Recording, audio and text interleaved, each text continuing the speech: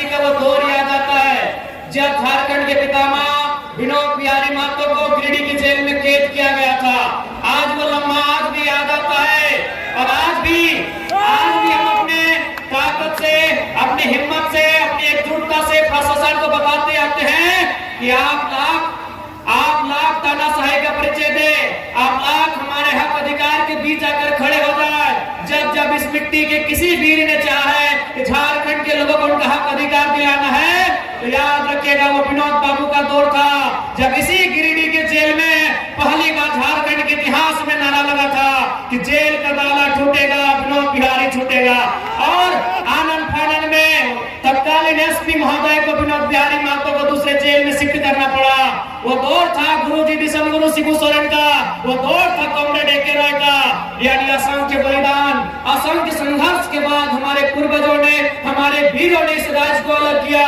लेकिन आज 24 साल के बाद हम एक बार रुक जाते हैं, एक बार हम अपने आप को रोकते हैं और गांव की पगडंडियों में, खेत खलिहानों में, फैक्ट्री में काम कर रहे मजदूरों के बीच जाकर, फुटबॉल के मैदान में फुटबॉल खेल रहे बच्चों के बीच जाकर, चाय की घुमटी में बैठकर, पान की दुकान में बैठकर आज अगर एक बार चर्चा करके देखे कि झारखंड अलग राज करने का मकसद पूरा हुआ है या नहीं, एक बार हम रुककर अपने आप को थाम कर बस एक सवाल करें कि झारखंड अलग राज करने का जो उद्देश्य था वह उद्देश्य पूरा हुआ है कि नहीं हुआ है। आज इस भीड़ से उत्तर जानना चाहते हैं, क्या अलग झारखंड राज करने का जो उद्देश्य था वो पूरा हुआ है? हाँ या ना? हाँ या ना? आज हर एक गांव की गली से, खेत के चौपाल से यही आवाज आती है, खेतों की पगडंडियों से, गांव के चौपाल से, कि झारखंड राज हमने जो सोच कर लिया था आज वो कोसों खो रहे हमसे। हमने झारखंड राज इसलिए लिया था कि जब हम लोग झारखंड राज का अलग निर्माण करेंगे, यहाँ की शैक्षणिक व्यवस्था में सुधार होगा, यहाँ की स्वास्थ्य व्यवस्था में सुधार होगा, यहाँ के नौजवानों को रोजगार मिलेगा, यहाँ के जल जमीन जंगल को सुरक्षित किया जाएगा, यहाँ के आदिवासी मूलवासियों की भावनाओं का ख्याल रखा जाएगा। लेकिन जैसे ही झारखंड राज्य अलग हुआ, हमें क्या मिला? हमें पलायन मिला, हमें विस्थापन मिला, हमें बेरोजगारी मिली, हमें अशिक्षण मिला, हमें बीमारी मिली और आज धड़ल्ले से हमारी नौकरियों को प्रदेश के लोगों को बेचा जा रहा है और हम केवल तमाशाबीन होकर देख रहे हैं। आज झारखंड होने के बाद हमें बस यही मिला कि हमें नक्शे से काटकर 46% बिहार का भूभाग, 79,714 वर्ग किलोमीटर का एक धरती का टुकड़ा मिला है। लेकिन आज हक अधिकार की बात करें तो आप गिरिडीह से लेकर गढ़वा चले जाए, सिंहभूम से लेकर आप साहेबगंज चले जाए, आपको यही मिलेगा कि आज भी झारखंड के लोगों का दमन किया जा रहा है, आज भी झारखंड के लोगों का दोहन किया जा रहा है। ये बहुत शर्म की बात है, ये बहुत दुर्भाग्य की बात है।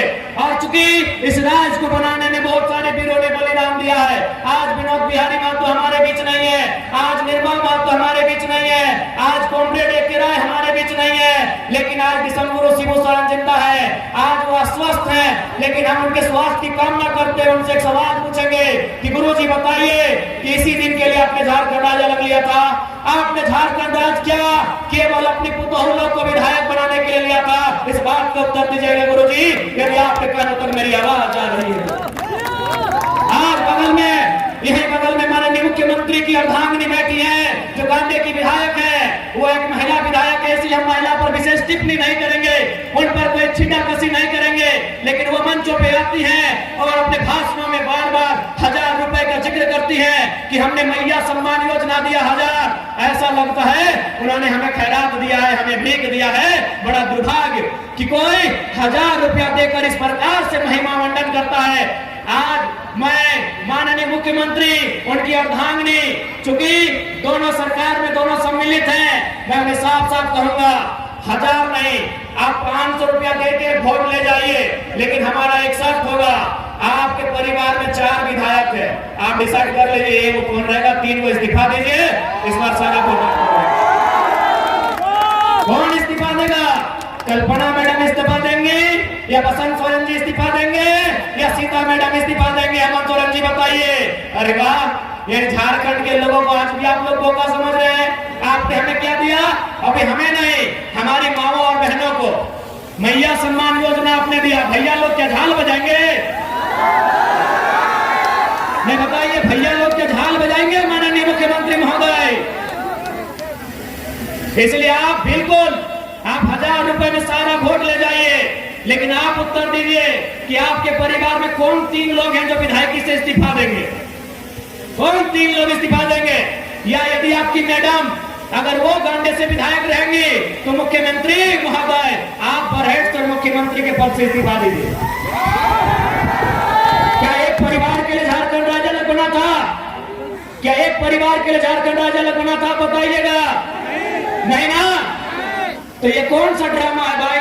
ये कौन सा महिमा मंडन है?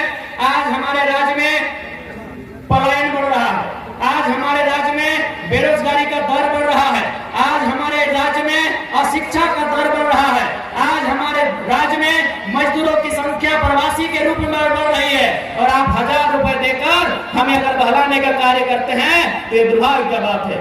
और विशेषकर झारखंड के युवाओं, आपको स्पष्ट कहना चाहेंगे, आज देख सकते हैं युवाओं का मकसद होता है कि बढ़िया से पढ़ाई लिखाई, सरकार क्या चीज है आपको मालूम है। उसके बाद चूंकि ये लोग ये तर्क देते हैं कि भारत के संविधान में कहीं इस बात का जिक्र नहीं है कि हम किसी को जाति के आधार पे, धर्म के आधार पे उनको नौकरियों में आने से रोके। सही बात है, भारतीय संविधान आर्टिकल 15 और 16 को पढ़िएगा, उस आर्टिकल में कहीं इस बात का जिक्र नहीं है। वहां क्या लिखा है कि हम किसी को धर्म, जाति, लिंग, मूल स्थान, जन्म स्थान इत्यादि के आधार पर भेदभाव नहीं कर सकते हैं। लेकिन ध्यान रखिएगा, वहां भाषा का जिक्र कहीं नहीं, हम भाषा के आधार पर रोकेंगे। भारत के संविधान में आर्टिकल 15-16 को पढ़िएगा, आपके हाथ में गूगल है, वहां जाति का जिक्र है, धर्म का जिक्र है, लिंग का जिक्र है, जन्म स्थान का जिक्र है, भाषा का जिक्र नहीं है। हम भाषा के आधार पर रोकेंगे। गिरिडीह में परीक्षा गिरिडीह की भाषा के आधार पर नहीं। अब सवाल है कि कैसे भाषा के आधार पर परीक्षा लेने से कैसे रुकेंगे? भाषा के आधार पर यदि हम परीक्षा लेंगे तो कैसे रुकेंगे? उदाहरण के लिए मान के चलिए हमने हिंदी में कोई पेपर लिखा और उस पेपर में सवाल आया एक मुहावरा, आंख का तारा, इसका मतलब क्या होता है? आग बबूला होना, इसका मतलब क्या होता है? कमर कसना, इसका मतलब क्या होता है? तो आपके साथ साथ आधा भारत के लोग इसका उत्तर जानते हैं कि आंख का तारा मतलब होता है बहुत प्यारा, कमर कसना का मतलब होता है तैयार होना, आग बबूला का मतलब होता है गुस्सा होना, क्रोधित होना। आधा भारत इसका उत्तर जानता है। लेकिन इसी सवाल को अगर हम अपनी भाषा में, झारखंड की क्षेत्रीय भाषा में पूछेंगे कि पकड़ करे हाथ, करे करे झांक, की लगे मुझा कि पकड़ करे हाथ, करे करे झांक, एकर माने की लगे बुझाओ, के बुझता है कि हाथ से छूटल माछ और बांधे पड़ल कांच, घूर घूर ना पावाय, के बुझता है? यानी अगर गवर्नमेंट के पास दिमाग हो तो वे फॉर्म भी ले लेंगे और वे रुक भी जाएंगे, लेकिन ना इनके पास दिमाग है और ना दिल है, इसीलिए पत्थर दिल होकर झारखंड की नौकरियों को बेच रहे हैं। अब आप कहेंगे कि क्या भाषा के आधार पर रोक सकते हैं कि नहीं? तो आप जाइए उड़ीसा की वेबसाइट को चेक कीजिए जिससे नियोजन का नोटिफिकेशन निकलता है। आप पश्चिम बंगाल की वेबसाइट को चेक कीजिए जहां से नियोजन का नोटिफिकेशन निकलता है। आप तमिलनाडु के वेबसाइट को चेक कीजिए, आंध्र प्रदेश के वेबसाइट को चेक कीजिए जहां से नियोजन का नोटिफिकेशन आता है। वहां साफ साफ लिखा है उड़िया भाषा का जानकारी है तो भरिए, नहीं तो घरे खितरे रहिए। लेकिन झारखंड क्या है? झारखंड बाबा जी का ढाबा है, जिसको मन है, जिधर से मन है आइए, खाइए और जाइए।